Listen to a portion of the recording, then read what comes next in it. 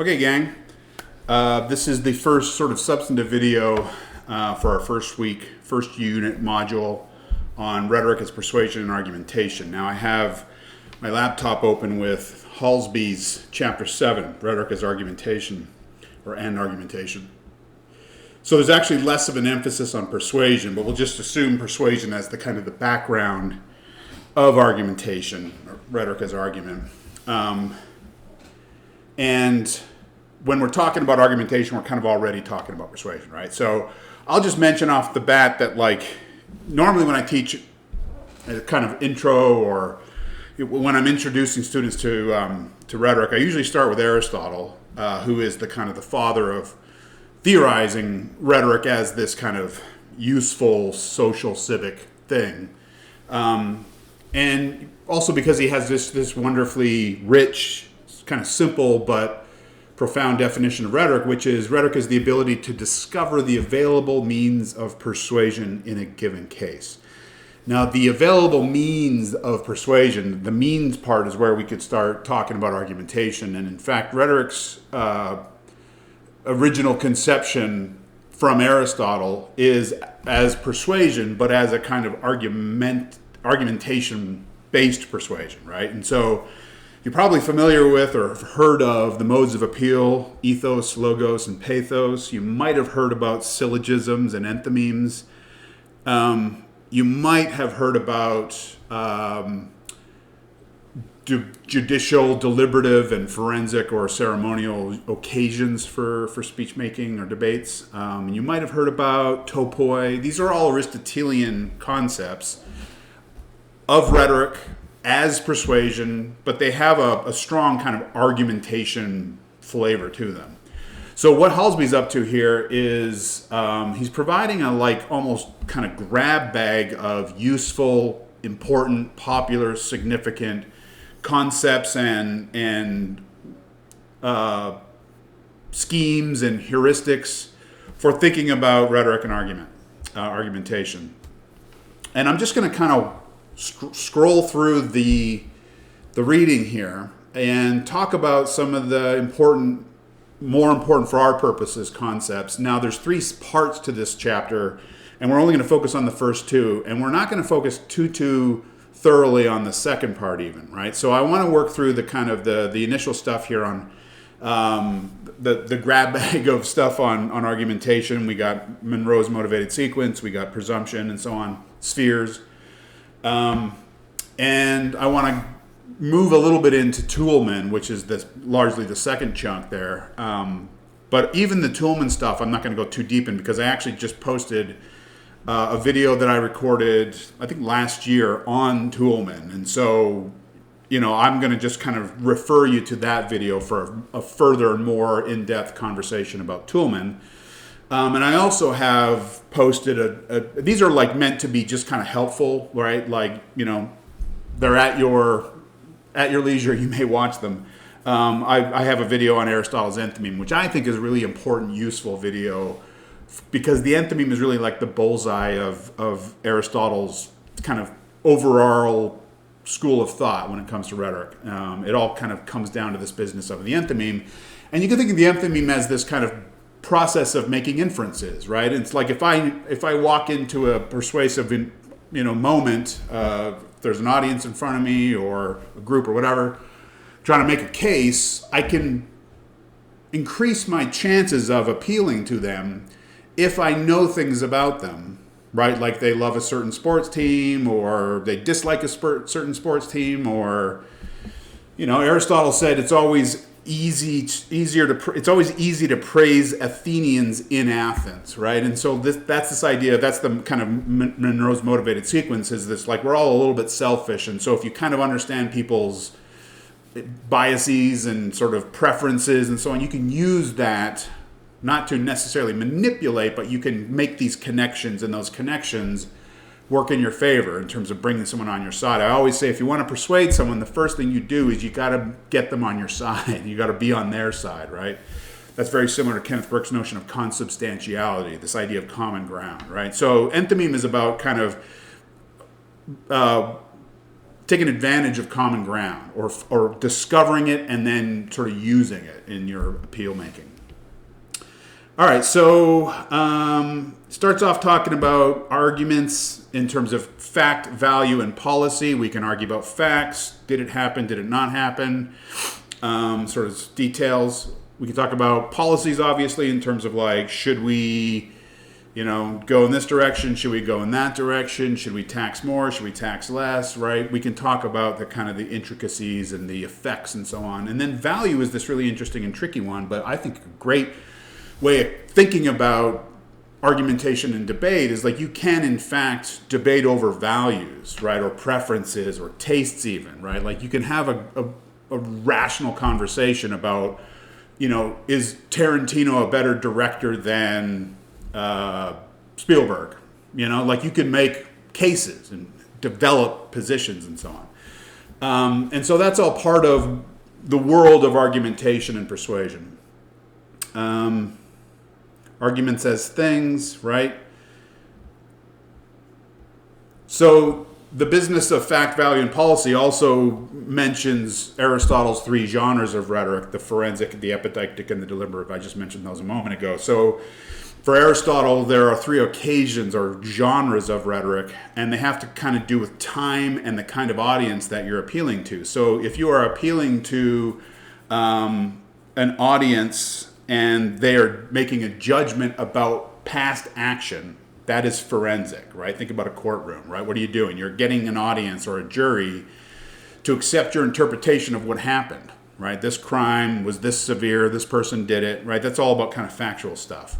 Policy is about future. So an audience is being asked to judge about future action. So should we go to war? Should we supply arms to the Ukraine? Should we take up aggression against China, right? And that's all future stuff. Epideictic is about sort of the here and now. It's about like the wedding toast or the graduation ceremony. It's about reflecting on the kind of the moment that we're in right now. And it is, in fact, largely about values, right? And so Hallsby's kind of linking up fact, value, and policy with Aristotle's three genres. That's pretty cool. And I really like this next bit. I actually don't know where this comes from. Arguments as relationships. And she says, when we think about arguments as forms of interaction, we're thinking about how people interact. Argument-based relationships are modulated by three factors. And I think these are really good and important: cultural context, rituals, and learning, right? So I think it's super important to realize that facts alone, or, a compelling expert testimony alone, or, overwhelming evidence alone doesn't necessarily win the day. And so this business of cultural context gets at this notion that like we can kind of see things quite differently based on where we're coming from, right? And it's really important to know where people are coming from. In fact, that gets back at the enthymeme, right? It's like you can be more effective at appealing to others if you know more about them, if you can understand and appreciate where they're coming from and what they're... I still think of, this was more back in the 90s and the aughts, we talked a lot about positionality. Like, what's your positionality? Where are you? How did you get there, And I think that's an important concept still, is this idea of like, you can better understand the success and failure of argumentation and persuasion if you can understand about the culture, be sensitive to cultural context and positionality. Rituals is interesting. Learning, let's see, in a final way that relationships develops around arguments. One circumstance leverages educational setting, have an opportunity to test claims. Yeah, so this sort of empirical testing of ideas is great. Now, syllogisms and enthymemes. So here he's going way back to Aristotle. I don't know that he actually mentions that, but we're talking about Aristotle here. And then a little bit later, he's going to talk about inductive and deductive. Syllogisms and enthymemes are both deductive forms of reasoning. I get into this in that video that I posted about the enthymeme. And so I'll just kind of like not go too deep there, because I'll urge you to go watch that for a better, more, I think, nuanced discussion of like the difference between syllogisms and enthymemes, and also induction and deduction. But basically, a syllogism is a deductive argument that begins with an all statement. It's right here, all pandas are mortal, John is a panda, John is mortal, right? And so the point is like, based on the absolute certainty of that first premise, once you have another instance of that premise, you know what the automatic outcome is, right? So syllogisms are very sort of forceful and determinative. And an enthymeme is, again, it is a deductive form of reasoning, but you're deducing from assumptions and probabilities, right? Like if I know that, you're a Golden Knights fan, right? Then I can make certain appeals based on that knowledge, and I'm deducing from that kind of principle of this audience cares deeply about the Golden Knights, or that person does, and so I can just attach something to that and deduce the outcome. The real difference between the syllogism and the enthymeme is that syllogisms are about kind of complete and total certainty, whereas enthymemes are about probabilities, about the more and the less, and so they're a little bit more slippery, but you're still working from premises that are assumed to be accepted. In the case of syllogisms, they're certainly accepted. In the case of enthymemes, they're somewhat accepted. You know what I mean? But again, go watch that video. You'll hopefully get a better grasp on that. So next we get to the motivated sequence. I used to teach this I can't remember. It might have been public speaking even. I used to teach a lot of public speaking sections, and we worked through some of this kind of stuff. Because if you're doing a persuasive speech, a policy speech, where you're trying to actually get an audience, where you're thinking about action, you're thinking about, the holy grail of persuasion is I want them to do something that they might not have done, or I want them to think something they might not have thought. This Monroe's motivated sequence is quite useful, I think, for getting at the kind of the audience psychology, because that's really what you're working with. You're working with that kind of inner stuff that's maybe the audience doesn't even have full control over or aware of, right? So grab their attention. That's the attention getter. If you're thinking about a speech here, right, what do you do right off the bat? You got to kind of waken them up. And then you want to appeal to needs. Why? Because we're sort of self-interested creatures, and so in order to get someone to care about something, you got to sort of demonstrate that there's a problem or a need, or there's a real kind of lack that we need to address here. And then the satisfaction part is sort of the flip side of the need. Something's lacking. If we go in this direction and pursue this policy, then we'll have the satisfaction. Be able to show those things, right? Like problem solution. But doing that in a way that appeals to the psychology. How do you satisfy an audience in terms of that's why I think those demonstrators who, the ShamWow guys in the mall, or the Costco people who are showing you their products, they're visualizing it, right?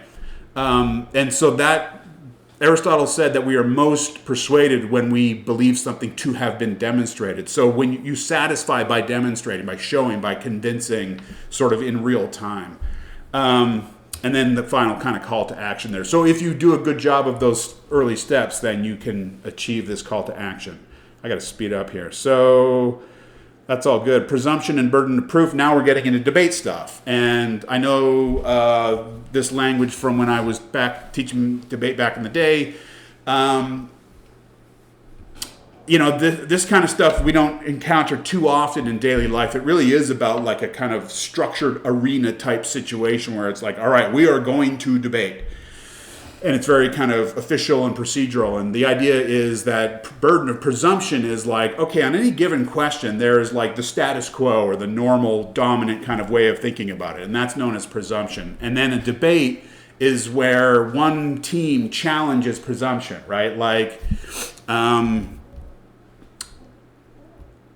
don't know, if you ask 100 people what's the best Italian food in Las Vegas, and they say Olive Garden, or 90% of them say Olive Garden, then you could say that presumption is that Olive Garden is the best Italian food in Las Vegas. It's an absolute garbage, of course.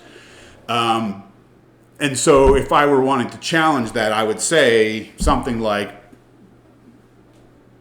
Olive Garden has no business being even called Italian food, let alone good Italian food. And then we debate, right? And so what I'm doing is I'm challenging presumption. And so now I have the burden of proof, and that's the next one, right? And so when you challenge presumption, there's a kind of obligation to provide that. You now have the burden of proof. Okay, let me give you all the reasons why Italian Garden is no good, and why there's so many better options, and da-da-da-da. So this is the kind of the structure of debate. I don't know if you've ever done these kind of things, but this is sort of how it is that debates are organized to like maximize the outcome.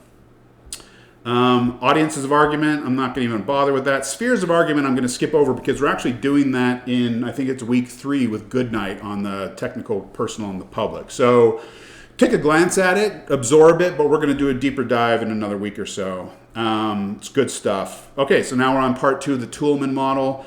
And again, this is where I will point you in the direction of that other video that I created. But the kind of the gist of Toulmin and the importance of Toulmin is this is going back to early to mid 20th century. I think he was writing his stuff around 1940s, 50s, and I believe his major book came out in about 57, The Uses of Argument. And it was significant, as was the work of Chaim Perelman and Lucy Obrecht's Titaka. They wrote the New Rhetoric together, this massive volume, really important. And Toulmin and Perelman were both doing very similar kinds of things, which is really kind of what Aristotle was doing originally.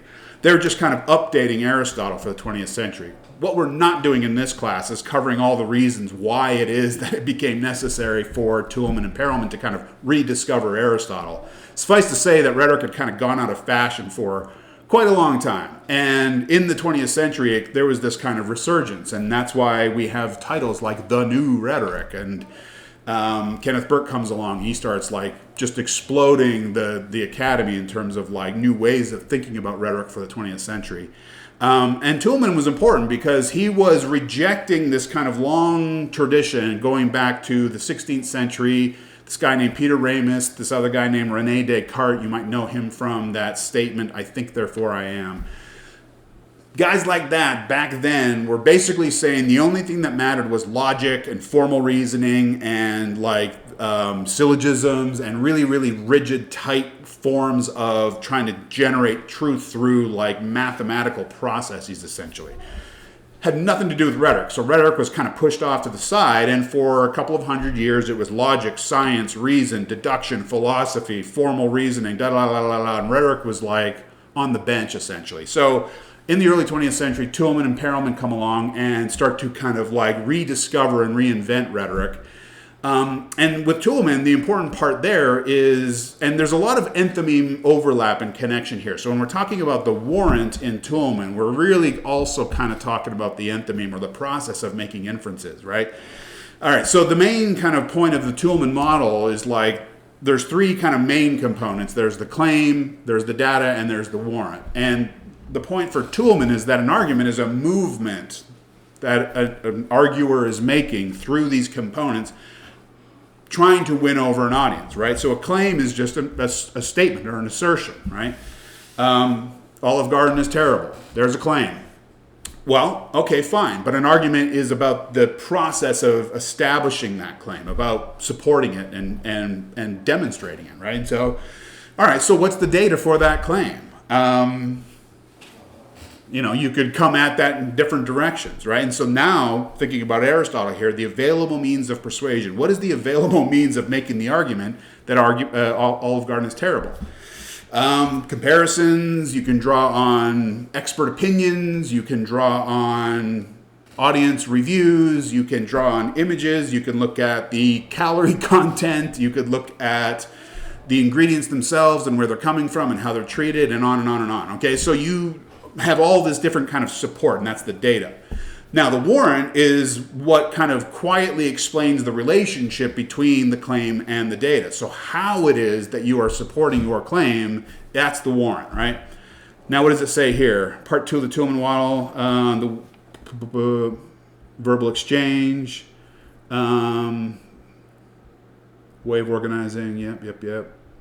6 components. Yeah, so as you can see in that sort of visualization there, the warrant, because of this link between the data and the claim, the warrant is sort of the quiet explanation, right? So if you, classic example is like if I wake up in the morning and I look out the window and the ground is wet, I might say, oh, it rained last night. There's a claim, right? And my wife might be like, what? How do you know? Well, how do you know, right? Well, the ground is wet. So that's like a sign, an indication. So the warrant is just quietly saying signs are good sources of evidence for the fact that X happened, right? We tend to believe signs. We tend to believe evidence of something, or visual cue, right? So the warrant is really just sort of explaining what's going on between that linkage between data and claim. But the important thing for Toulmin is that this was like a process of getting you to accept that relationship between claim and data. And so if you don't accept it, then there could be a rebuttal. You could say, well, that doesn't mean anything. What if there were sprinklers on, or what if the kids were having a water balloon fight or something like that, or what if their water thing broke and leaked out everywhere? So there's always rebuttals. And so again, we're in this process, and it's rhetorical because it's alive and it's organic, and rhetoric is this business of trying to kind of win each other over, right? So again, go ahead and watch that Toulmin video for a little bit more of a succinct statement on his model. But we're not going to dwell too much on backing, qualifier, and rebuttal. I think the qualifier is important because it basically indicates the probabilistic nature of the claim you're making, right? So, hey, it seems to have rained last night. Seems to have is the qualifier there. I don't know 100% that it actually rained, but it seems like it rained. So the qualifier is interesting because it sort of indicates and flags your level of like comfort or confidence in the statement you're making. I like that. Backing is sort of not that important. It's sort of like, further evidence for the warrant. All right, so what else we got here? Inductive and deductive warrants. I've kind of already talked about that. Deductive reasoning, he doesn't, I don't think, he does mention the syllogism, right? So, again, those are deductive. Deductive is about working from the broad down to the specific, right? So the big principle down to the single example. Whereas inductive is sort of doing the opposite. It's working from the specific example and generating kind of generalizations or broader conclusions based on that. So it's pretty simple when you think about it. Deductive is broad to simple or broad to concrete, and inductive is concrete to broad. And then he gets pretty deep into, he talks about inductive warrants, examples, analogies, causal relations. Yeah, Aristotle mentions examples and analogies. Causal correlation, we won't get into that too deep. But examples. An example is a perfect example of an induction, right? Which is like based on this one instance. Everyone told me to go to this restaurant. So I went, and it sucked. So it's clearly crap, right? There's a reason why restaurant reviewers go to restaurants 3, 4, 5 different times, right? Is so you want to work more than just like super inductively. You want to get a little bit more data. Nevertheless, that's sort of how that works. An analogy is also inductive in the sense that you're kind of drawing a like connection to a single thing. I'm not going to get into sign and causal generalization so much. This is where things start to get a little bit weeded, as they say. And then part 3, fallacies and logical dependency. We're not going to stress about that. You might, just out of curiosity, take a look at the fallacies. I used to teach fallacies a lot. And they're important, but I don't necessarily want us to sort of tumble down that road just yet, and that's plenty for right now. So, I don't know, hopefully that works well in terms of like working through this untextbook chapter and saying a little bit more about some of these important concepts. Like I said, go check out some of these other supporting materials for a little further, and then I'm going to go do a quickie video on the Brock-Reedy essay, Arguers as Lovers, which is quite interesting. And I think that's it for the first week, so see you soon.